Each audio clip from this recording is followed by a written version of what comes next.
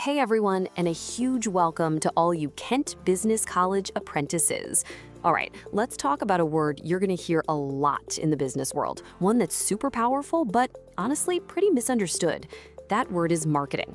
Today, we're going to slice through all the noise and get to the heart of what it really means. So let's just dive right in. So let's get straight to it. What is marketing, really? It's a word that's thrown around constantly, right? But more often than not, it's totally wrapped up in myths and a whole lot of confusion.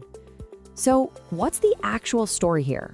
Well, first off, I can tell you what it's not. It is not just about those spammy emails that clog your inbox or those super annoying pop-up ads that seem to follow you across the internet. No way. The real definition is so much deeper, way more strategic.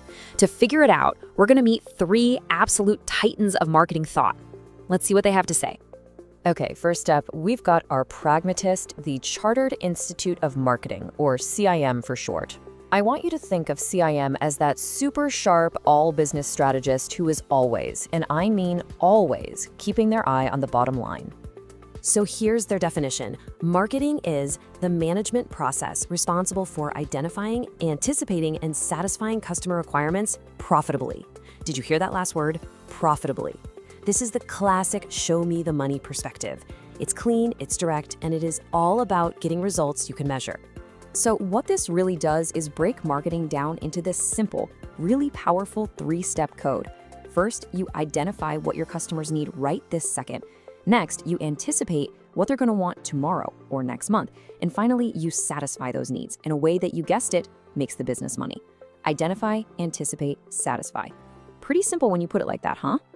And if you want to see this in the wild, just think about Amazon. It's like a mind-reading machine. They use all that crazy data to identify what you're browsing, anticipate what you might buy next, sometimes before you even realize you want it, and then they satisfy that urge with a simple one-click purchase.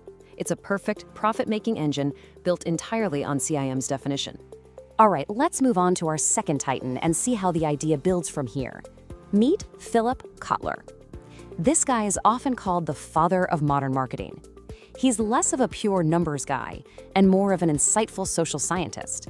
He's the one who really saw that, at its core, marketing is all about people and building relationships. So Kotler defines marketing as a social and managerial process where people get what they need and want by exchanging products of value with others. Now notice the change in language.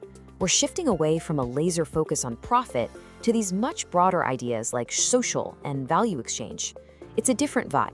So what does that actually mean? Well, first, marketing is social. We don't make decisions in a vacuum, right? We're influenced by our friends, our culture, our communities. Second, it's managerial. This isn't just random luck. It needs a smart plan, a real strategy. And third, this is the big one, it's a value exchange. It's not a one-way street. It has to be a win-win, where both the customer and the company walk away feeling like they got something great. You want a perfect example? Think about Coca-Cola's Share a Coke campaign. I mean, genius, right? By putting our names on the bottles, Coke wasn't just selling a fizzy drink, they were creating a social experience. People were hunting for their friends' names, posting pictures online. It was this amazing exchange of emotional value for brand loyalty. That is Kotler's theory in a nutshell. And that brings us to our third and final titan, the American Marketing Association, or the AMA. Now, if CIM is our pragmatist and Kotler is our social scientist, then the AMA is the big picture visionary. They're the ones asking the really big question.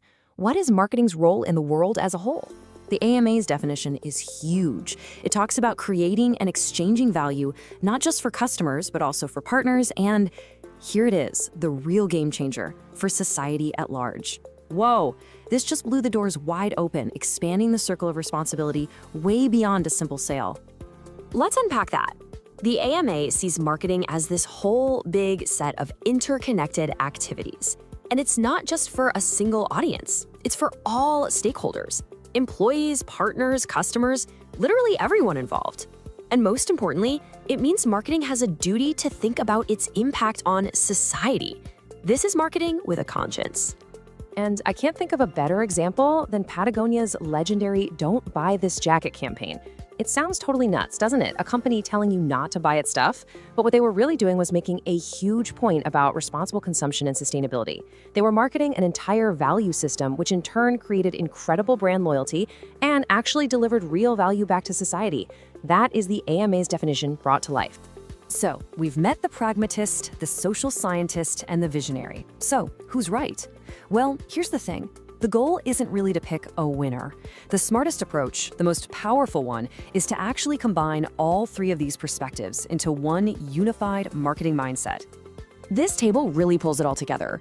You can literally see the evolution of the idea right here. You go from CIM's sharp focus on profit to Kotler's emphasis on social exchange, and you end up at the AMA's big, broad societal view. The key takeaway is that they don't cancel each other out. They're just different lenses you can use to look at the same challenge, and each one has its own focus. And here's what's maybe the most important part. Even though they have their differences, all three of these titans agree on a few fundamental truths. First, the customer is and always will be the center of the universe. It's all about them. Second, marketing isn't just throwing things at a wall and seeing what sticks. It's a strategic, systematic process. And third, it absolutely has to adapt and evolve, or it will just die. So, as you all start out on your amazing careers, I'm going to leave you with this question. Are you going to be the profit-driven pragmatist, the relationship-building social scientist, or the world-changing big thinker? You know what the real secret is? The best marketers? They're all three. Now go out there and build something incredible.